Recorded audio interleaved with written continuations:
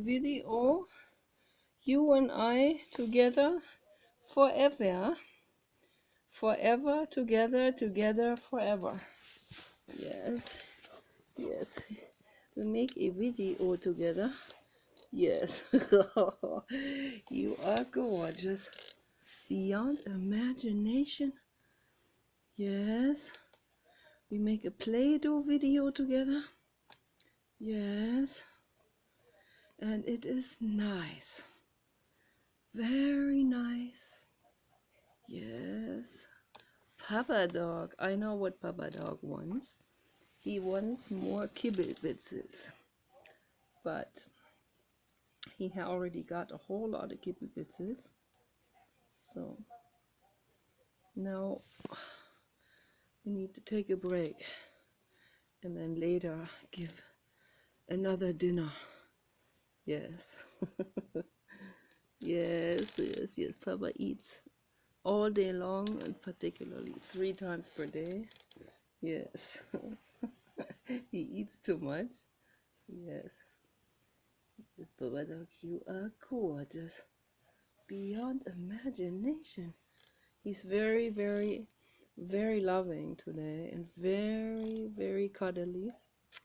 Today is a very cuddly day. Very fun day. Yes. And we are sprinkler system, and everything is nice and moist, the air, and that is good for our lungs. Yes, that is very good, is that. And we need a lot of touch, a lot of gentle, loving touch. That is very important. And we listen to Jiddu Krishnamurti and the Davids.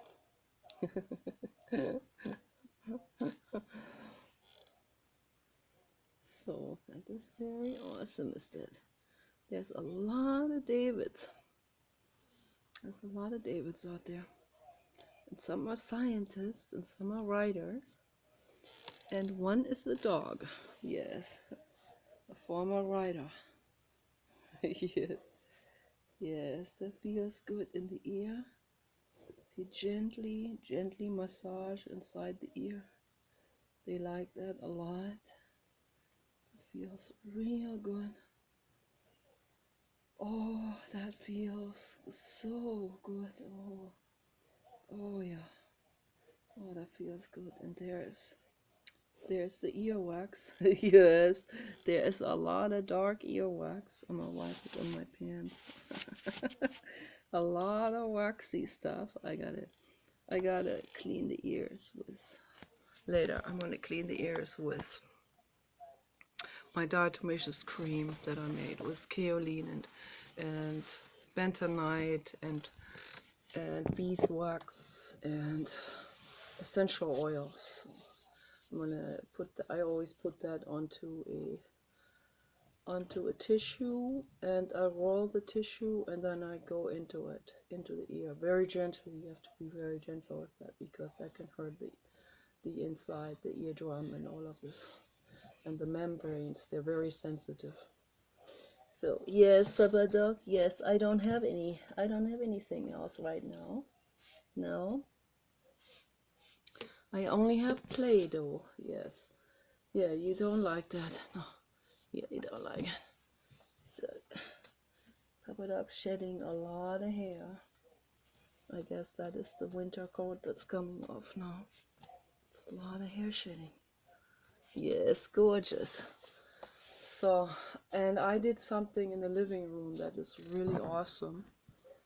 I took one of those Tibetan pink salt plates that are about the size of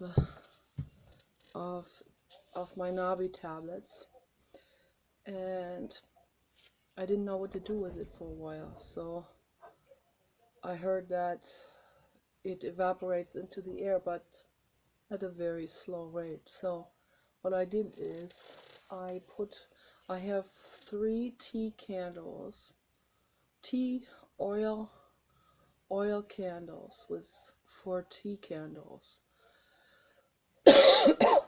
and or you put the tea candle inside, and it has a little basin on the top.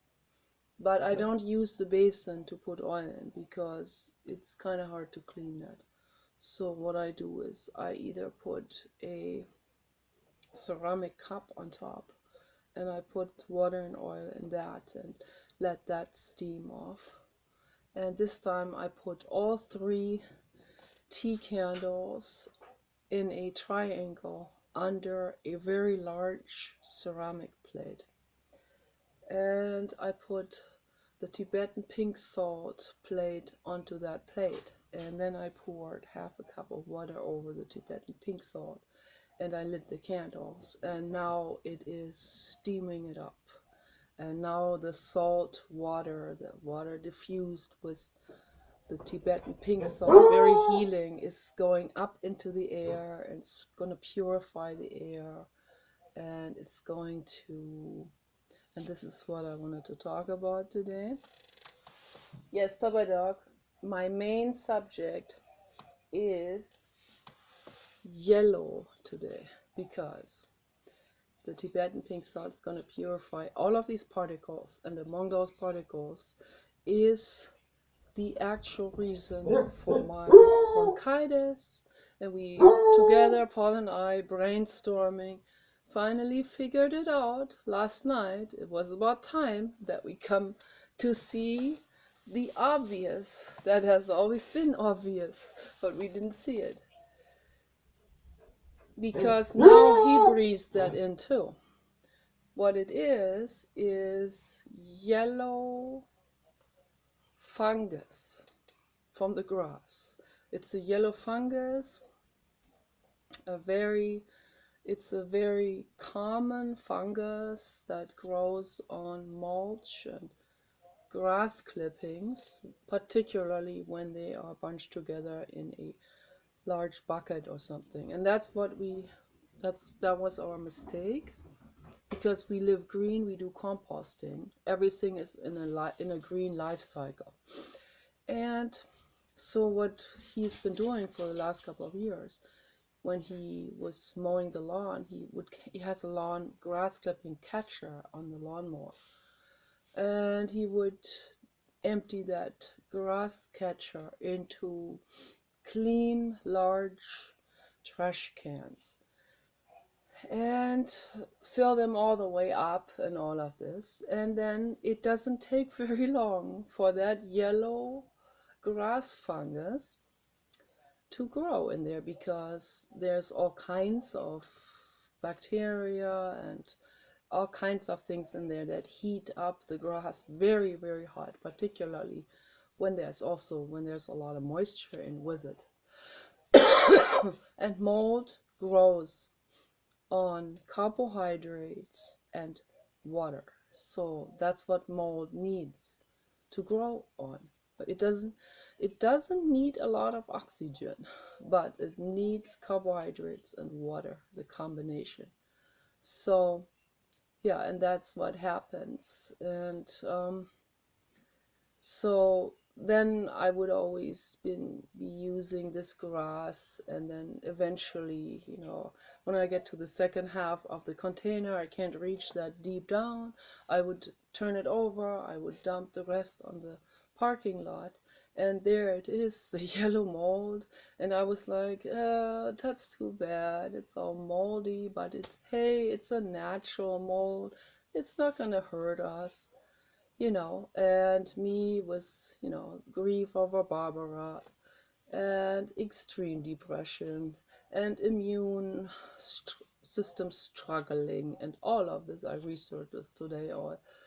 Then that mold, particularly if you breathe that in like I have been doing, recklessly. I mean, I would turn my head away, because, if I get a pile of that grass, it would go up into a yellow smoke, sort of, from all these mold spores. But I would look away this way, and then I would put it into my container, and then I would stuff it in, bring that container in my bathroom, so that I can use this as my composting modality.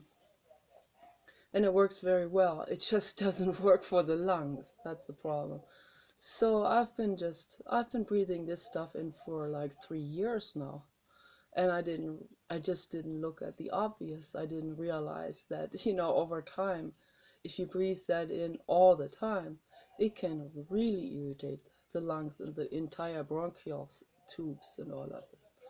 So, yeah, so I chose the yellow because it is exactly this color, that yellow grass and mulch fungus. It's exactly this color. And I don't have a yellow t-shirt on, but it's okay. But I have a self-made shirt on that has yellow on it. Yeah.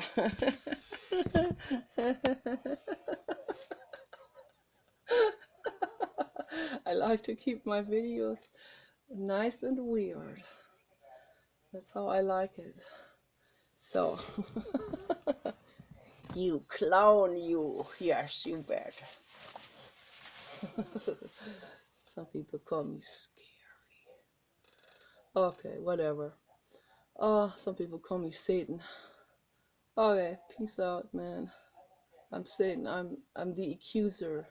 Satan means the accuser. You can see I'm feeling already a lot better. Oh my gosh, it's like once we figured that out last night about the yellow mold, it was like suitcases fell off my chest. I mean, literally, it was like in that moment, it was the worries fell off my chest and the fungus fell off my lungs. Yeah, it was amazing. I instantly felt better.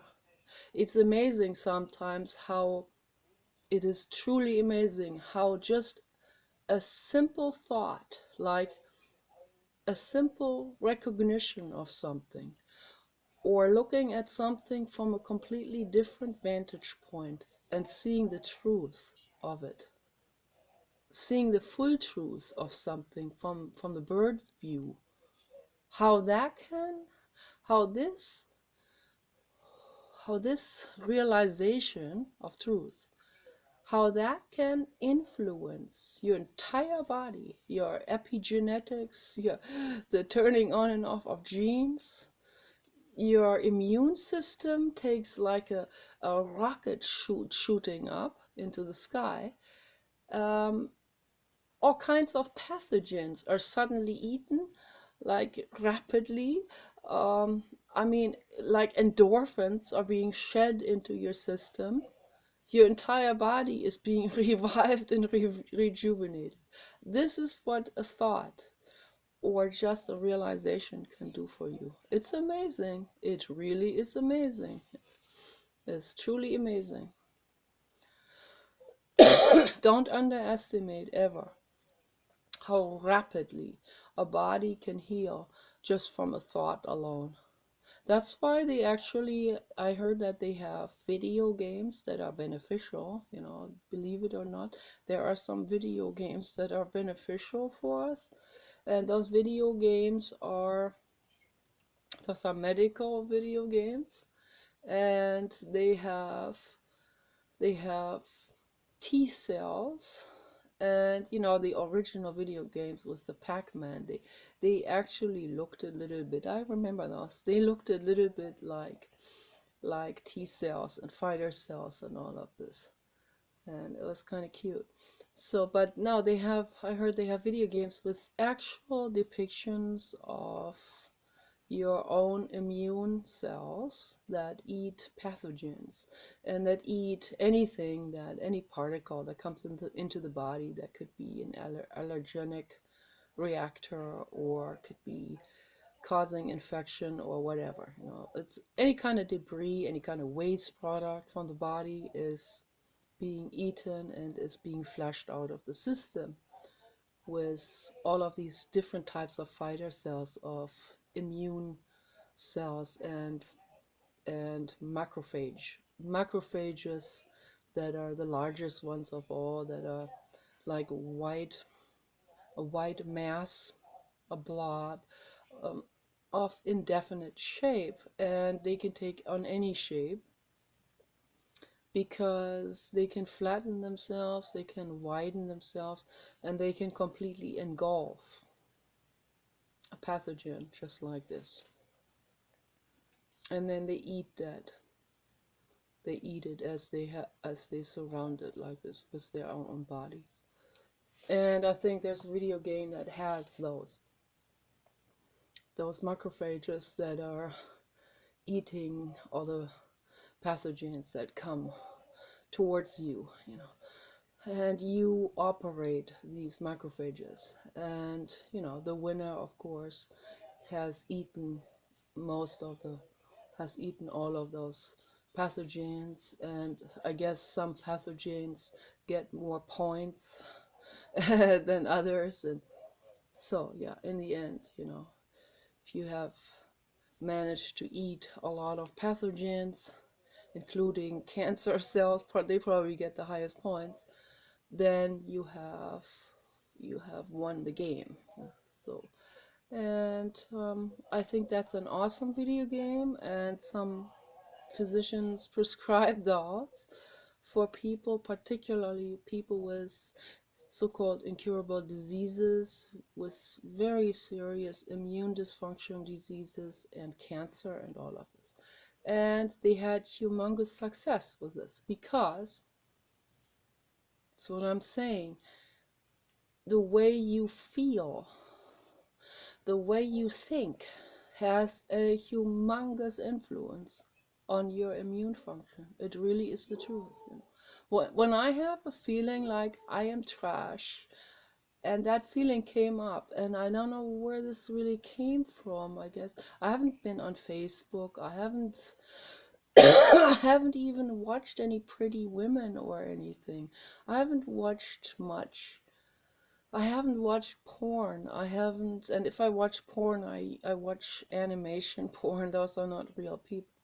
Those are cartoon figures. And because I'm an artist, I like art. Those are beautiful. And so, yeah, I want to be reborn one day as one of those, as Barbette. It's my favorite one. So, but I also like Ophelia, but I don't like her face. I like Barbette's face. So, but yeah, so they have different figures for different genetic preferences for around the world. People people have preferences for those that are different to themselves. So that's how these different hentai or cartoon girlies have evolved, because have evolved with very different faces.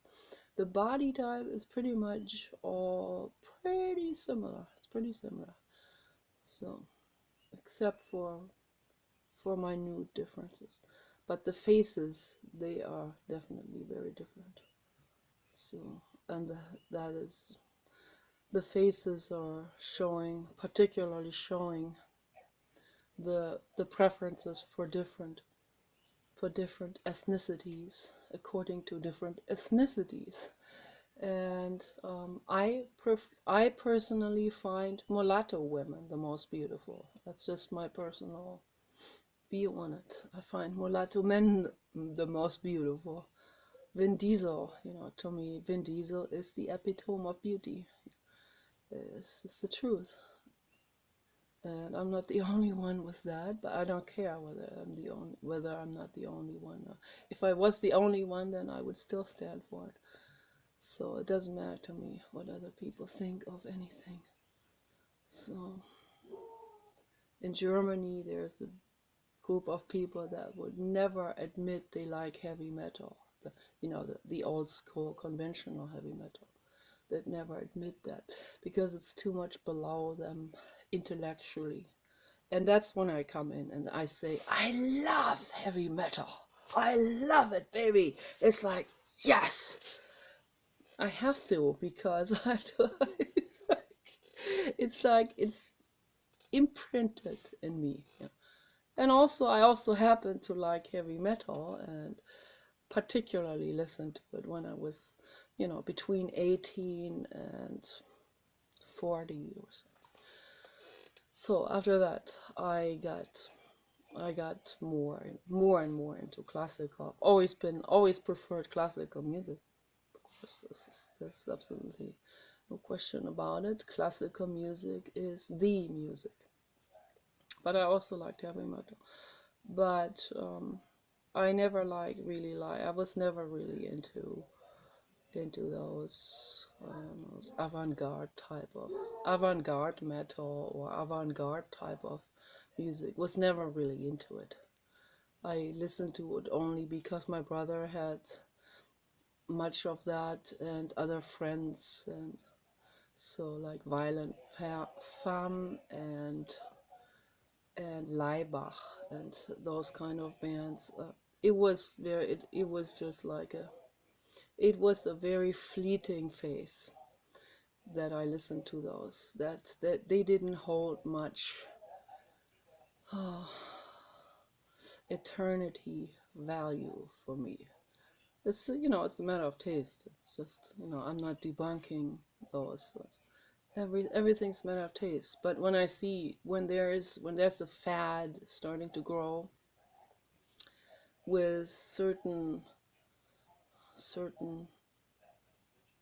elitism, sort of a certain elitism of fascism, of fascist creation that has fad followings, that's when I immediately have to jump in and say and make a statement that is super off, super dorky, and super square in the face of that movement. I just have to do it. And then often it's also, I not only do this because I want to stand in their way, but it's also because I like that other thing. This is just energetically the case. But I then, I feel compelled to say it, have to say it. And that makes me immediately unpopular with a lot of people. And this unpopularity is something that I energetically seek. I don't know, it's a strange thing because, we are herd animals, we are mammals, and we need to be in groups.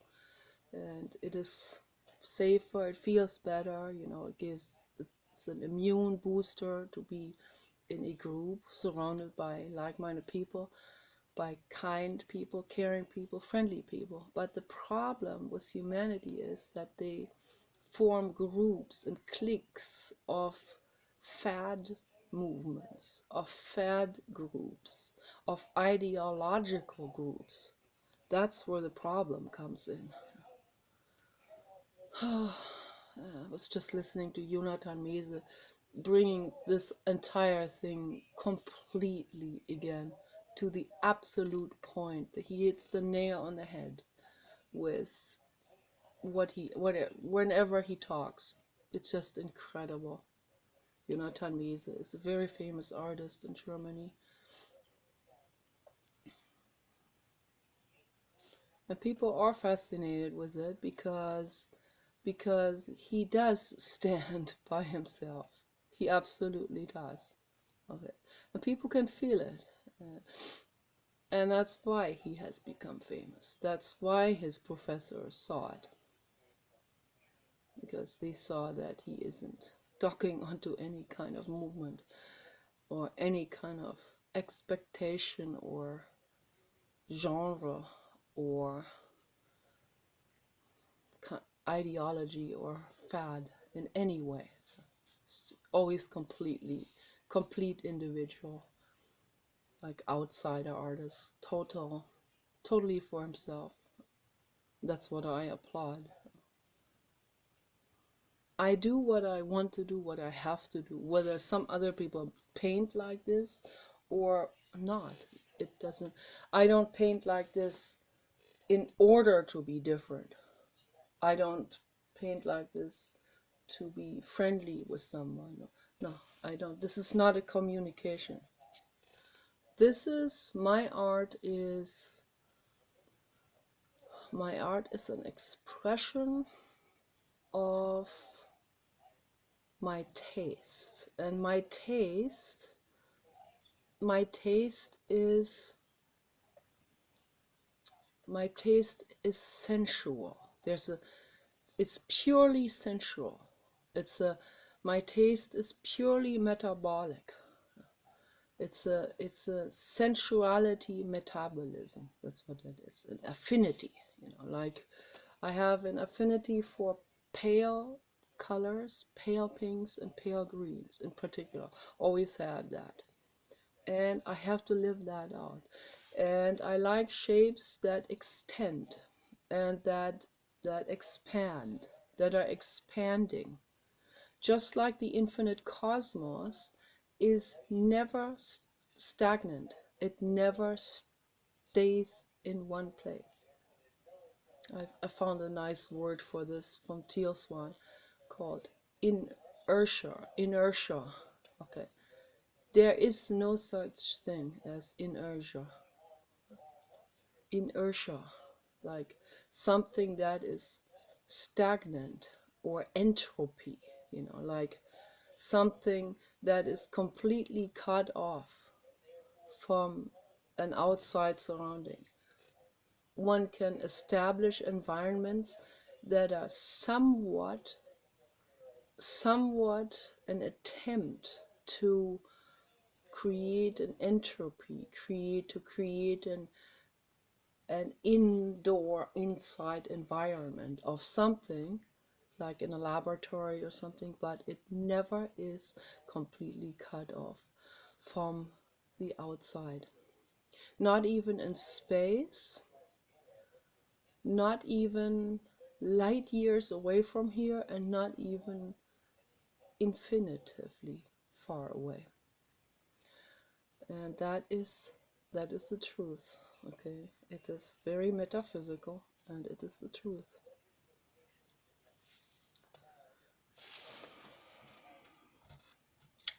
Everything is interconnected. Everything is in a web. Okay, and it's good. It's okay. It's a wonderful thing. It's great. It's like a big forest. Everything. So like a soup. It's an energetic soup. Someone is calling for her kitty, I think. Kitty. Okay. So yeah. That is the story of the yellow mold. And I'm feeling better because I have gone through my illness. I'm coming out the other end now. Still coughing, but it's much better. I do everything holistic. I'm whole food vegan. I drink a lot of fluids. I eat a lot of raw. I do steam inhaling. I love the Papa Dog a whole lot. I do artwork. I write. I listen to Judy Krishnamurti and Jonathan Mese. I talk to my brother on Google Hangout. I make herbal tea. I go into the garden. I do composting with fresh grass now, never with old grass again. And all of these things, sometimes we think this is it, I'm never going to get out of here. Sometimes when we are sick, we feel like, when we're really sick, we feel like we want to give up. And that happened to me again. I got really, really sick. And when I get really sick, I get very angry. I can laugh about this now.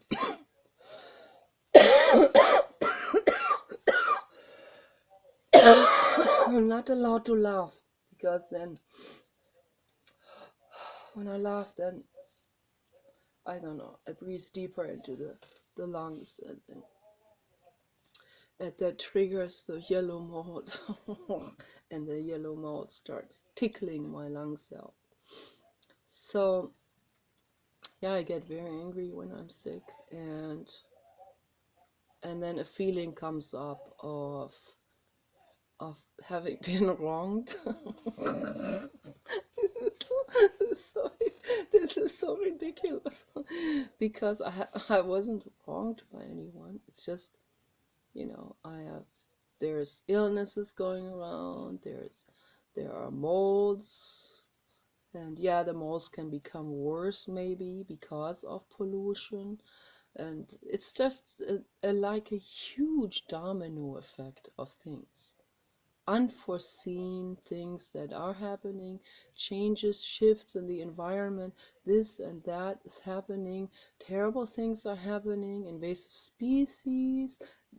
That's not the worst. What is the absolute worst is when people spray pesticides, or when they put pesticides into trees. That's a real crime to do that. So, but it's like it's these entire things, all these things, you know, that pollution causing immune dysfunction in the environment and in trees, and there's a lot of molds, different molds that are evolving, caused by pollution, that are getting into plants, and entire tree species dying out. Like the oak tree, for example, is very highly affected by this. And instead of healing it, people will use pesticides and poison it some more, just like what they do with their own bodies. You know, they go to the doctor, and what do they do? Chemotherapy and stuff like this. I give you a yellow mold flower instead. That's a lot healthier than chemotherapy. So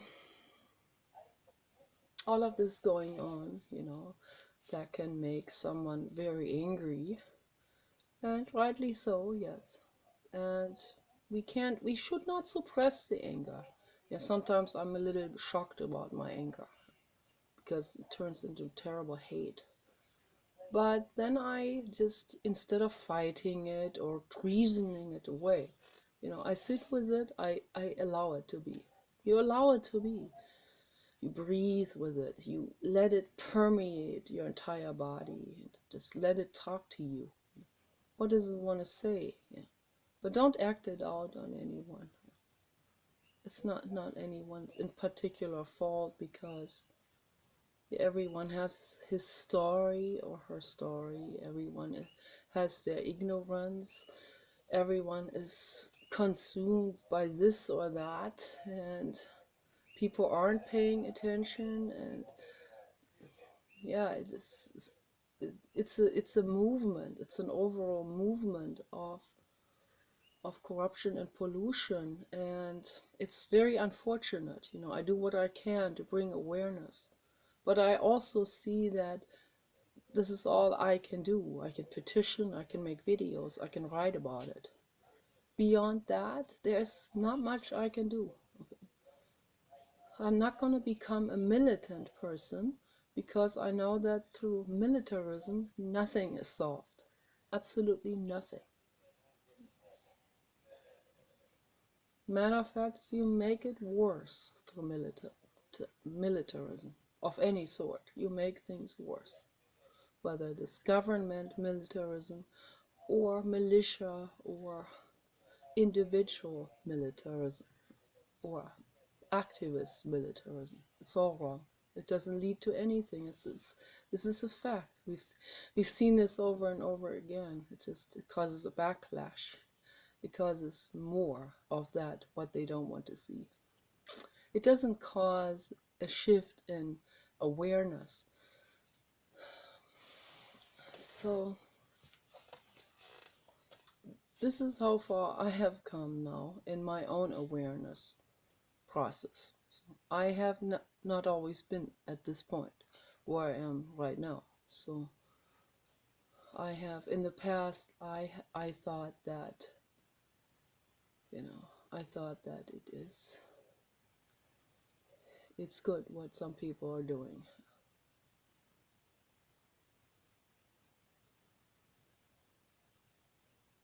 but it just causes a backlash. So I changed my perspective on that.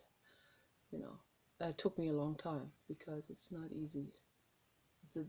The whole thing is not easy. It's not easy.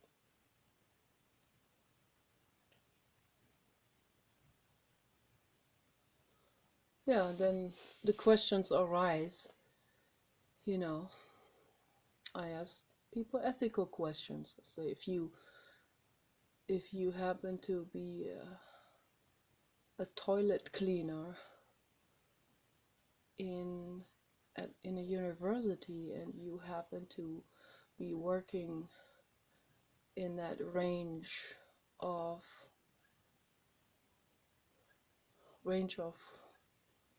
or in that whatever on that one level where the laboratory is, and you get into the laboratory, you're ordered there to clean the floor, and you get a glimpse of the suffering that's going on in there. What are you going to do? I mean, I'm going to leave this question open to the public. So don't be shy, don't be afraid, say it. What are you going to do?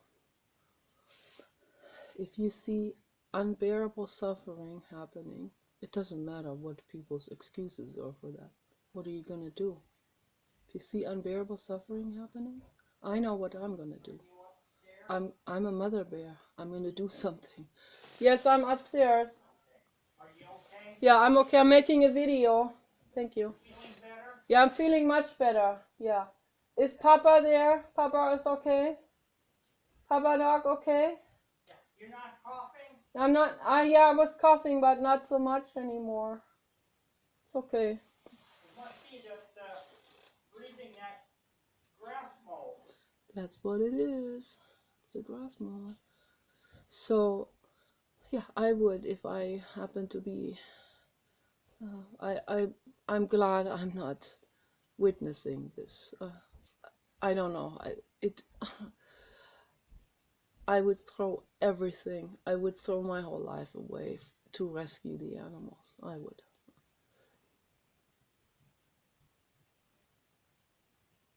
So then people will say, "You can't do this. That's a medical research lab. Blah blah blah blah."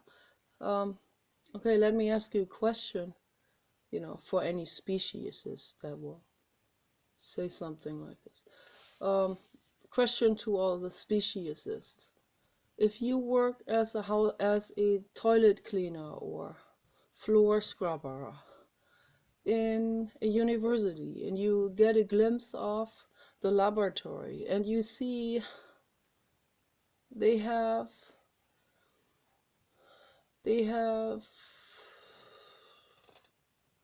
a months-old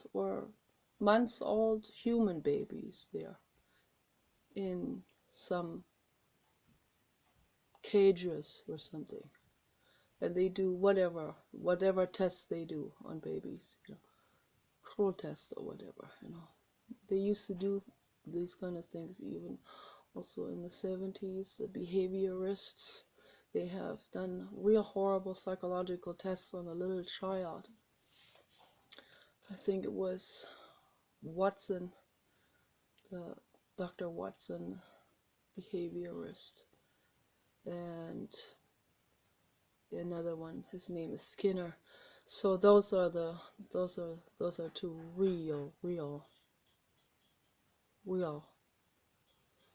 sadistic scientists, and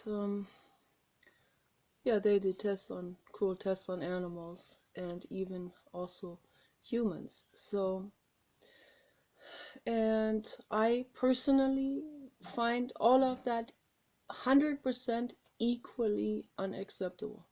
Okay, this is 100% equally unacceptable. It is equally 100% equally unethical. So whether this is a human baby or a human adult or an animal baby or an adult animal. Okay. It doesn't matter. It doesn't matter what species. Okay. When they have that level of sentience, so it is infinitely unethical. It's absolutely cruel. So yeah, if I ask the speciesist, what would you do? You see a baby in that cage being tortured. What would you do? Would you say, "Oh, I can't do anything. That's their business. That's their laboratory. It's for the greater good. It's a medical. The Dalai Lama is involved. I'm just Dalai Lama is not involved in with human babies, but with rhesus monkey babies, and they feel the exact same thing. They have the exact same sentience, same nervous system, feel the same pain. Yeah. And people say, "Oh, the Dalai Lama, oh, their worship," or this is this great scientist, and oh my gosh, and oh, I've always wanted to talk to him, and oh, I work here, I need my money, and all these things people will say, but it's like, wait a minute, there's a living being tortured, and you come up with all these excuses why you have to look the other way. Those are my ethics questions. And then maybe the speciesist, maybe she will say, "Yeah, for a human baby, yeah, it's a human baby. Yeah, that's a different thing. Of course there's." Well, that just means you're a complete freaking speciesist. That's all that means. Okay, which is ideology. It's religion. So the animals, the dogs, they feel exactly identical nervous system, slight variations, but not variations in terms of the ability to perceive feelings and pain, and physical pain and emotional sensations and physical sensations. So that's exactly the same. Yeah. So a lot of people, they don't know that because they never learned that. They never had biology in school. That in itself is also it's a real crime, to withhold science and biology from kids anywhere on the planet. It doesn't matter what culture that is. It's a crime. It's a crime to withhold information from children. For children to grow up, to become independently thinking and thriving and healthy individuals, they need to be given all the information that is available so that they can choose which direction they go in their lives, which one is what's their field, what's their passion, where's their field of expertise, and where they can help and make the world a better place. How can they become that if they are presented with Islam or Christianity or any religion, any completely locked up, closed-minded, and artificial way of thinking and dogmatic way of thinking?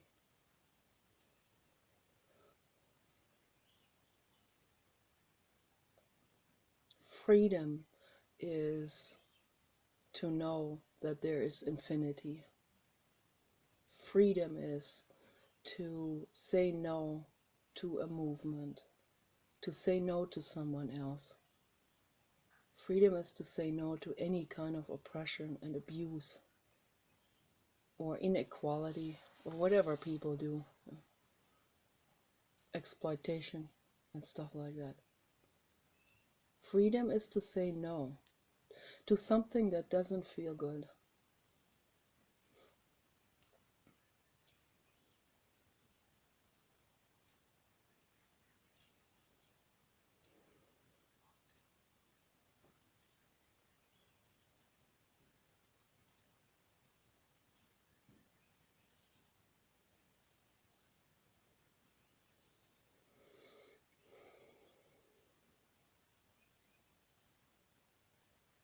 Every time I go through a crisis,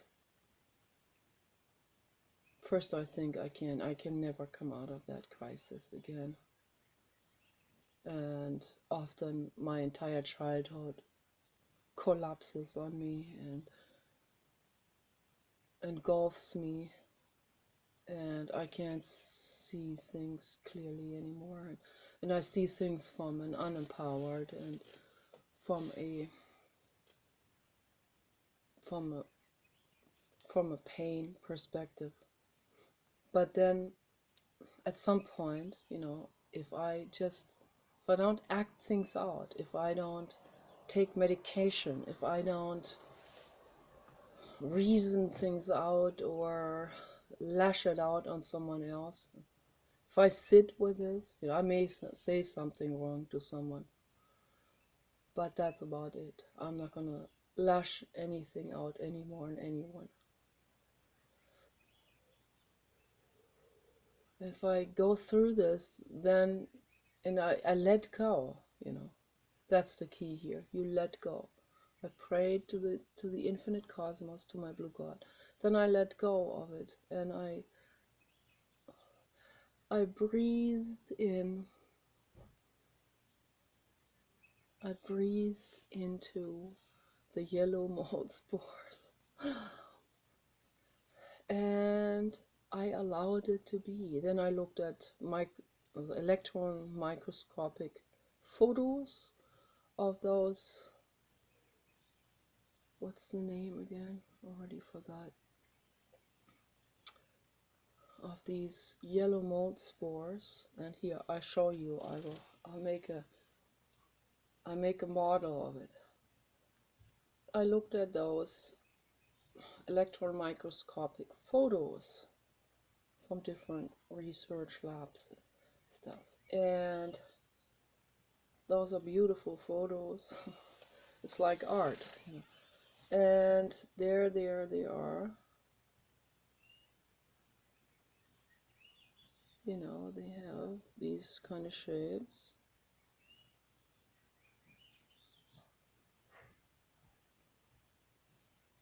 It's a little longer.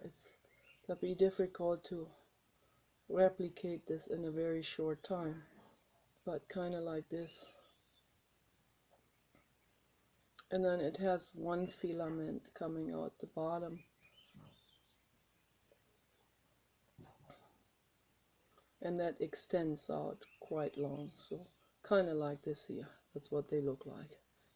And then when I look at these photos, I have to smile and I have to laugh, and I actually find them cute. I create a different energetic relationship to it.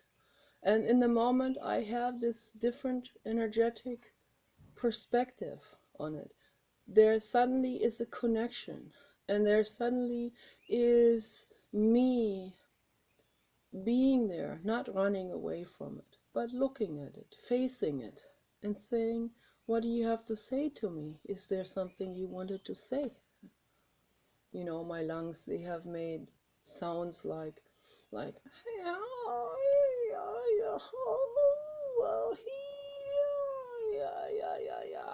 this. My lungs were making those sounds. And of course I got alarmed, for the last 3-4 weeks at night. I'll be lying in bed. Sometimes I have earplugs in because the birds, they start early at dusk, when the sun first gets up, and when it is just like this here outside, then in the morning, then the birds start, and they're very loud, so I put earplugs in. And then with earplugs, this wheezing in my lungs was really loud. It was so loud that it kept me awake. I would cough, then it would get a little better, then it would do this rumbling sound, and then after a while it would start to sing again and make the most incredible tortured sounds, like my lungs, they were like really unhappy with this, with those yellow mold spores. It's like, what is this they're sitting on me? Every cell was like, why is that sitting on me? What is that doing with these nappies? And these real tentacle nappies, they are tickling me, and it is feeling really bad. And it's like, oh. And of course I got scared. I had the worst thought you can imagine. I thought it was the C word. And then I researched this, which I first didn't want to do because I was afraid that if I see all the symptoms there, then I'll fall more into this feeling of victimhood mentality, and that's exactly what happened. And then I read the symptoms of yellow mold, and here were exactly the same symptoms. So, and then I was so relieved. I was relieved last night, and today was even more relieved. I was like, okay, let's party, Oh my goodness. Okay, it's the yellow. And I trust that doctor. She has a lot of experience. And we were at the other house, away from the yellow mold. It was clearing up. I wasn't coughing it so much anymore. I was better than I am now, even, when I went to the doctor. And she said, oh, I'm not noticing anything. Your lungs sound normal. Your heart sounds normal. And I was like, what? Strange. And so now all the pieces fall together now. That's clear now. What's going on?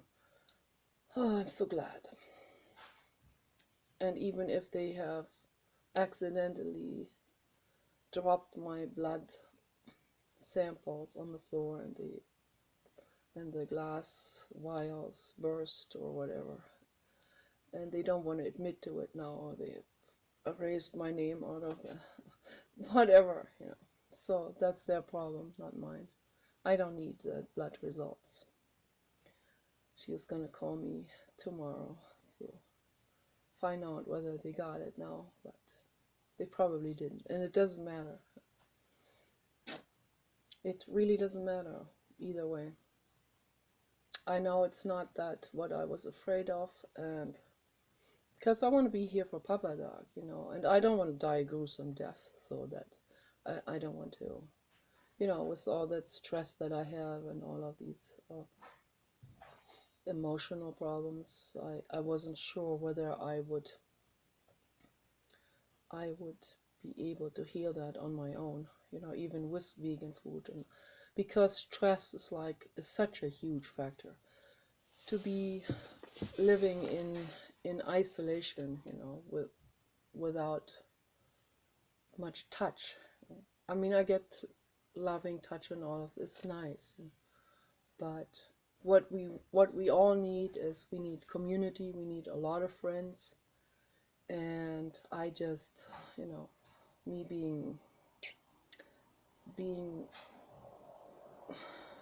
a party spoiler type of person, I just, it's just not gonna work. It's incongruent with my physical and psychological need to have friends and to be hugging people and to have this community and the closeness and to the safety feeling that comes with that. So I don't have that, and I know that this is a huge stress factor. So, but we should not become a community or a conglomeration just to have the conglomeration on any mental expense. So the ideal is to have a group of friends who are even if they are religious, or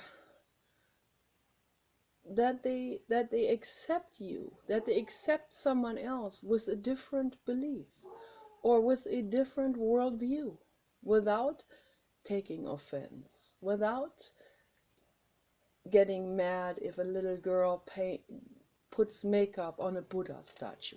That happened the other day with one of the YouTubers.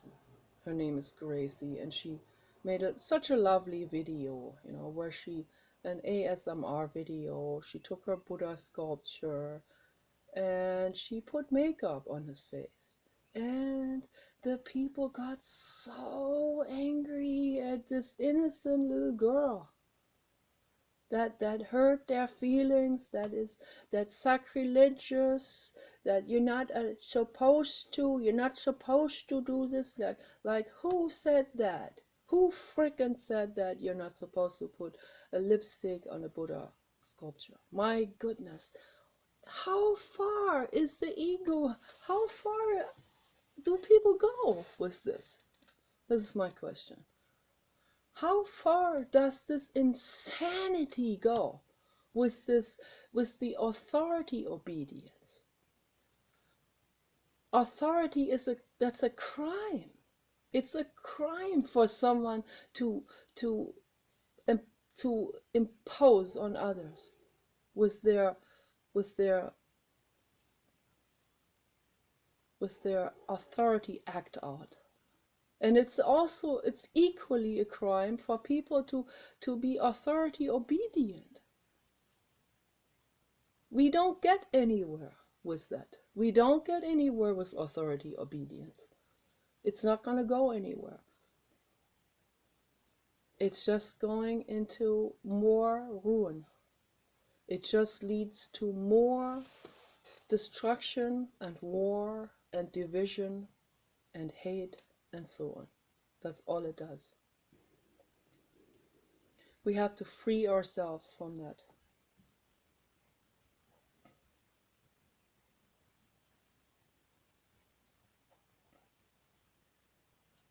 Free yourselves. Free yourself, Gracie. Free yourself from all of those haters.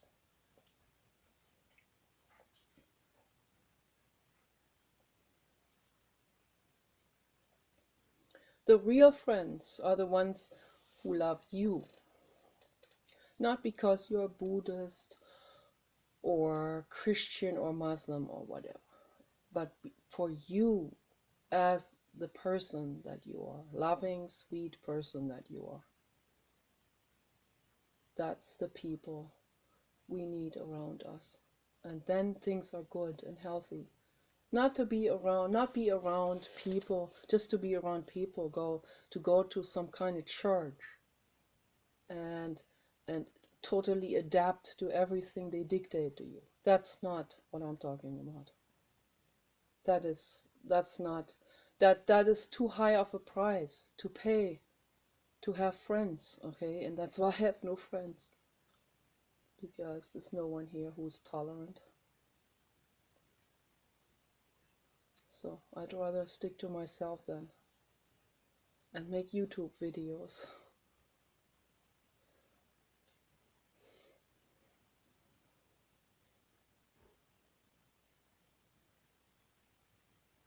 My art is my friend. My dog is my best friend.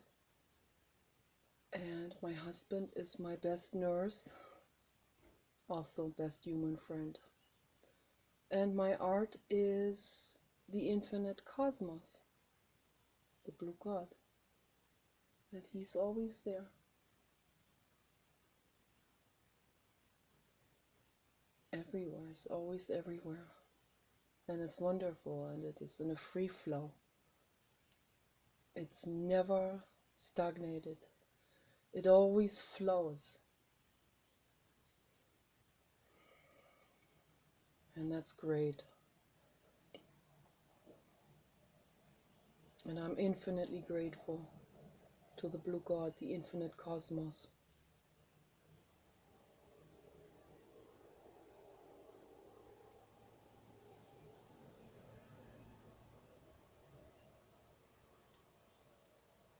And that's religion free.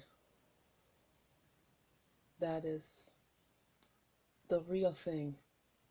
That's art. That's you. The real you. The real me. The real trees. The real animals. The real sky. The real art. That's real. That's not some kind of imitation or popularity contest or something. And that's being fully alive and living to the fullest. And I wish that for every living being. Okay, you guys take care. Bye bye.